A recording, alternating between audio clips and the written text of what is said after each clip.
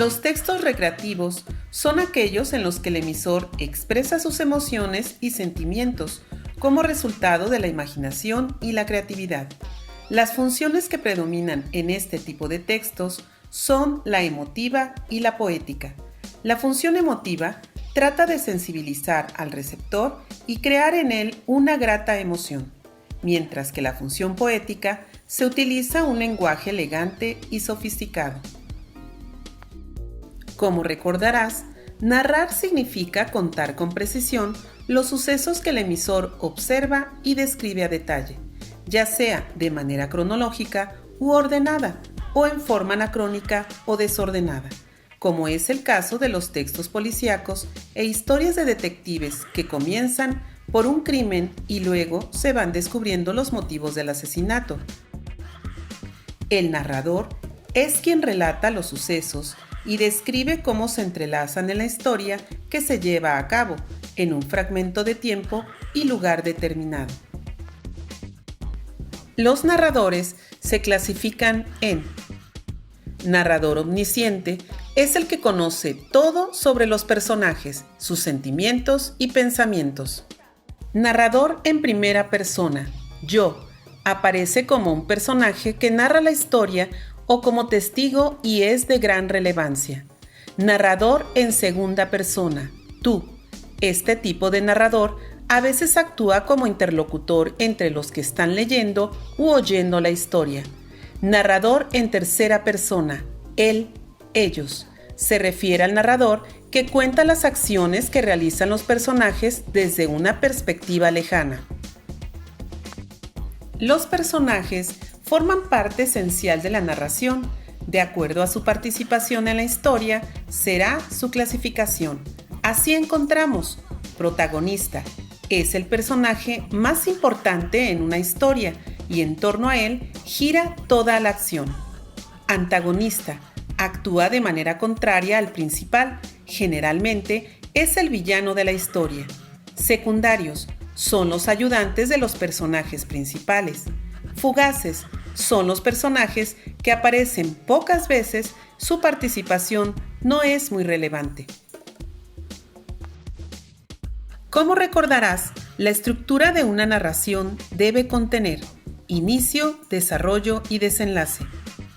A cada uno de los grupos que conforman los textos narrativos se les conoce como subgéneros narrativos, dentro de los cuales tenemos novela, relato extenso con muchos personajes, incluye sucesos o épocas; cuento, relato sencillo, breve, con pocos personajes con una gran consistencia; fábula, consiste en un relato con una enseñanza o moraleja; leyenda, cuenta hechos reales con elementos fantásticos; mito, trata de explicar el origen del universo, los seres humanos y la naturaleza a partir de hechos fantásticos; epopeya, narra hechos de corte heroico en un ambiente místico e histórico.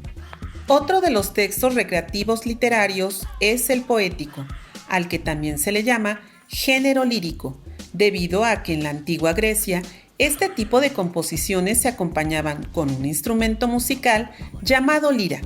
Se le conoce como poesía y en él se expresan los sentimientos que el poeta desea comunicar.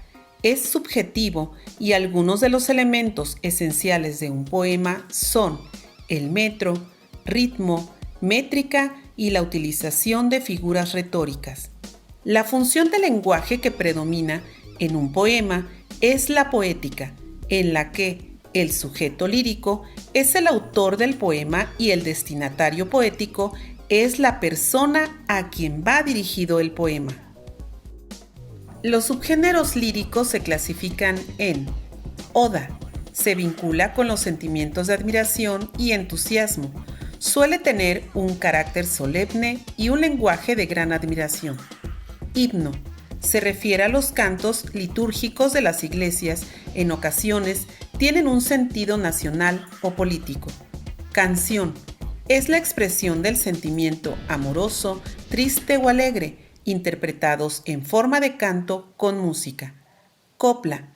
Es cualquier composición poética breve que aislada en una serie sirve de letra en una canción popular. Décima. Consta de 10 versos, generalmente de arte menor. La creó Vicente Espinel, por lo que también se le conoce como Spinella. Soneto, composición poética de origen italiano, compuesta por 2 cuartetos y 2 tercetos en decasílabos, es decir, de 11 sílabas. La videopoesía es un género en desarrollo que une la palabra hablada y escrita, las imágenes y la música. Ahora escucha con atención el siguiente poema de Gabriela Mistral titulado Dame la mano.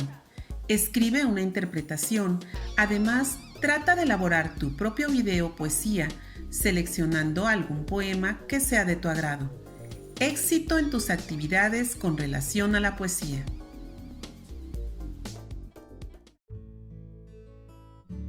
Dame la mano y danzaremos.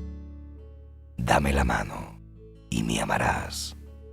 Como una sola flor seremos, como una flor y nada más. El mismo verso cantaremos, al mismo paso bailarás. Como una espiga ondularemos, como una espiga y nada más.